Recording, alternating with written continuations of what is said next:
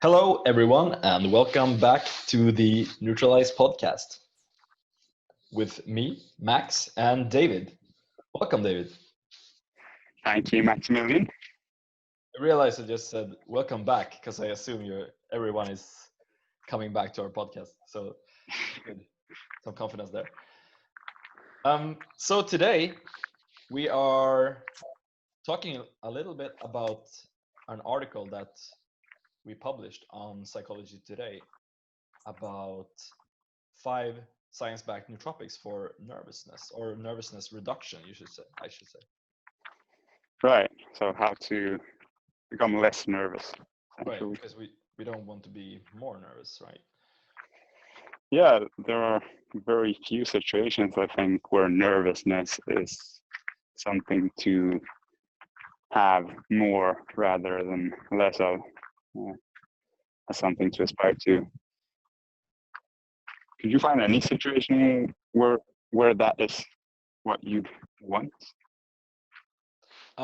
Actually, the first thought that popped into my mind was when you are meeting someone that is a love interest. Then, well, I guess not like being nervous is conducive to having great social interactions, perhaps, but it is. I see it as a good indicator that you are actually meeting someone that you like. It's an indicator that it is in fact someone that is very appealing to your taste, I guess you could say. Mm-hmm. Yeah, so then you can be a little bit more aware of how you behave in that circumstance, thanks to the nervousness. Well, I'm not sure if it's actually going to be beneficial for your social interaction, but it is a good indicator, though, that this is actually someone that I you see. care about or that I see what you you're saying. find very attractive. Right. You can use the increase in nervousness as a signal to understand the world better. I guess that's what I'm saying. Yeah. So that would be the one. I guess that would be the only situation. Other than that, I'm not a super fan of nervousness. Right. So essentially, you never want more nervousness. Essentially. So how can we reduce nervousness, Maximilian? I would say, for my own sake, I'd say being mindful, but or practicing mindfulness. But I know that we can also do so physiologically, I guess, using nootropics. Right. Yeah, nootropics are definitely a viable option to physiologically, as you say, alter your state so that you become less nervous. Mm-hmm. There are also other ways of doing so, such as sleeping enough, not eating the wrong foods or way too much, or way too little either, exercising, etc.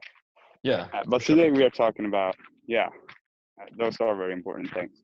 But today we are talking about nootropics for nervousness reduction. Right. And we've gone through 527 placebo-controlled studies on the effects of 254 different nootropics for various effects that people may want out of their nootropic use. And one of these, then, the one we're talking about today, is nervousness, and specifically reducing nervousness. And in this podcast episode, we'll only cover nootropic number 5 and 4 on the list of the top 5 nootropics for nervousness reduction. So if you want to find out which nootropics are 3, 2, and 1 on the list, then we'll include a link to the blog post in the description of the podcast. You want to tell us which nootropic is number 5 on the list? Yeah, so number 5 is lemon balm. And I have no experience whatsoever with this nootropic, but I have seen that I have seen it pop up through our recommendation engine in our application Mm-hmm. for mood previously, at least. Right. Yeah. So it seems to have a bunch of effects. But Right. but in the so we have actually 2 studies that have studied lemon balm for nervousness, where Right. there were 38 participants in total.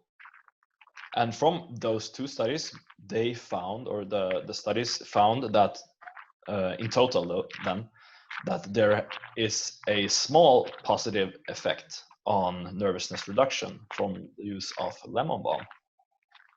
Right. So the average person using lemon balm is likely to experience a small decrease in nervousness. Mm-hmm.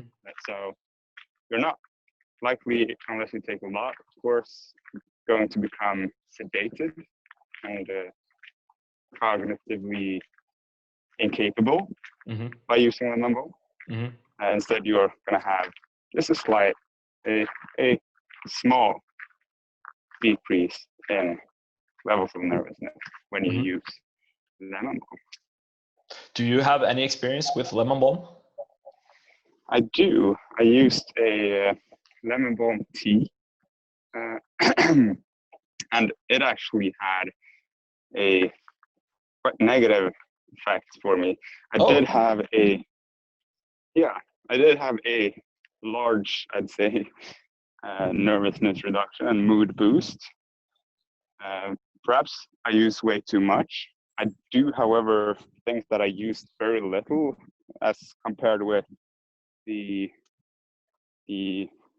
dosage recommendations on the tea bags. Mm-hmm. But I feel like I used the minimum dosage possible based on how the product was designed, and I still had too large of a dose. That's my take from the one experiment I've done with lemon balm. Mm-hmm. So probably not representative of how using lemon balm in the right amounts would be like, but I did have a large reduction in nervousness and a large mood boost, but some negative side effects as well, such as a bit of cognitive dysfunction and not being so alert and on top of my game as I want to be. Right. Okay. Yeah. I kind of make that association with nootropics that have an effect on, let's say, reduced stress or reduced nervousness, that it might also have an effect on your ability to perform cognitively. Yeah, there is that risk, especially if you use too much. Right. Yeah. But I do think that nervousness is actually a source of, if it becomes too much, then it is a source of cognitive dysfunction. Like, you perform worse cognitively if you are very nervous about how you are going to perform, because then you cannot focus on how you should carry out the task which you're trying to perform well at. Right. Yeah. Makes sense. Yeah.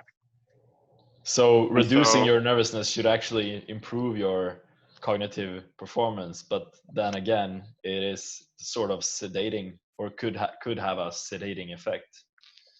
Yeah, which is why it's all about how you use these substances. Right. You need to use them in exactly the right amounts, or not exactly, but in exactly the right dose ranges. So you don't want to use too much, and you don't want to use too little, because then you're not going to have the nervousness reduction effects and cognitive enhancing effects that may result. Right. So actually, we're gonna get to that. With the doses. Yeah. Yeah, we're getting to that. I'm just gonna cover the other effects that lemon balm may have or what it could improve, which is mood, Mm-hmm. sociality, stress, intelligence, and mindfulness. So I mentioned What mindfulness are as the well. So, effect sizes? well, for mood, it is for mood, stress, intelligence, and mindfulness, it is a minute effect, and then for sociality, it is a small effect. Okay. And as for yeah, as for the risks, there have not been any side effects reported on those two studies that we have on lemon balm, and Right.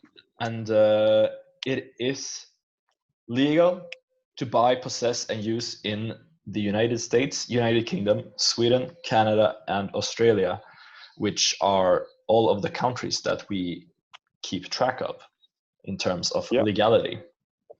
Right. So generally safe and legal, and may have some benefits for sociality and nervousness primarily. Yeah. So, as we said, how to use lemon balm, and from these studies, the participants all used lemon balm, or the effects were only studied acutely, or the acute effects of lemon balm were they did not conduct a study over a longer period. It was only for acute effects, and Right. the dosage amount varied between 300 milligrams and 1,600 milligrams. So that's quite a huge variance. Yeah, indeed. I do recall from reading these studies that the larger doses had smaller or no beneficial effect on cognitive functioning. So we've been talking primarily about nervousness and sociality for lemon balm, but it does have some effects, especially if you use an extract with acetylcholine esterase inhibiting properties, which can be quite hard to determine if the extract that you're using actually has those properties. But if you use such a product, then it is likely that it will have cognitive enhancing properties in the right doses, but not in the dosages which are along the 1,600 milligram amounts that you mentioned. So you don't want to use those doses, I think, based on the evidence as I recall it. So, as we always recommend, start small and then inch your way up until you get your desired effect. Yeah, precisely. All right, so moving on to the fourth on the list, we have sage. And for sage, we also had two studies which were examined for nervousness, where there were a total of 66 participants.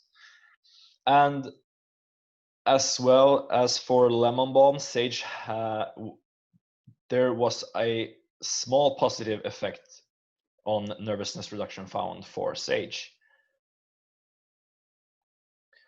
And sage has also, from the studies that we have for sage, we have also found an effect for mood, memory, focus, energy, sociality, stress, intelligence, learning, and mindfulness. So it has quite a large spectrum of different effects that it Right. can have. And out of those effects, all were minute except for sociality and learning, which were small. Perhaps nervousness and sociality either work in tandem or have quite a bit of overlap then. Since both sage and lemon balm have small positive effects, which is larger as compared with the other effects from these compounds. on sociality and nervousness. Mhm. So, as for the risks of using sage, there have not been any side effects reported from these studies. And what we have seen so far, sage is legal to buy, possess, and use in the United States and Canada. So that does not mean that it is illegal in any other country. It's just that we have not found those data points. Right. Yeah. So to conclude, sage has a small positive effect on nervousness, and it is generally safe and legal to use. Mm-hmm. And as for how to use sage, it has also only been studied for its acute effects in those studies that we have found. And this is a bit tricky because it has been used as an extract powder, but also as an essential oil.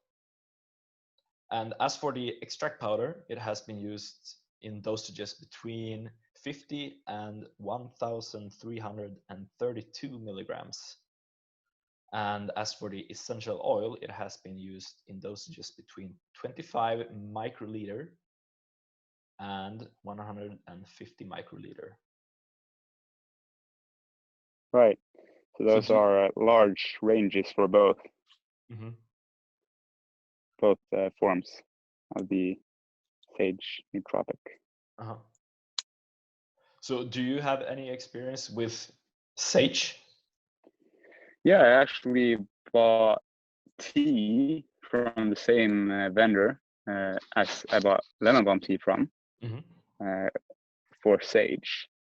And there I didn't have much of any negative side effects from using what the product label said was the recommended dose.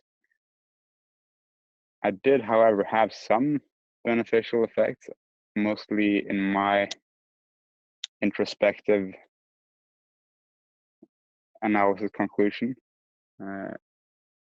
on learning and on perhaps slight nervousness reduction, focus improvement. So for me, in the product I used, sage was more effective for having this beneficial effect that you're after when you're using a nootropic for nervousness reduction, of reducing your nervousness so that you can perform better cognitively as well when your nervousness is a bit too high for optimal performance. How about you? I have not been using sage at all, but since reading this article, it might be interesting for me to use it. Although I would probably go for some of the nootropics in the top 3 instead of the top 4 or 5, actually. Right. And I'm not gonna hint towards what those are, so I'll just encourage anyone listening to click the link in the description and see for yourself. Right. Thank you for having me on our podcast, Maximilian. Thank you for coming on. And thank you everybody for listening. We'll see you within the next week. Have a good time. Have a good time, everyone.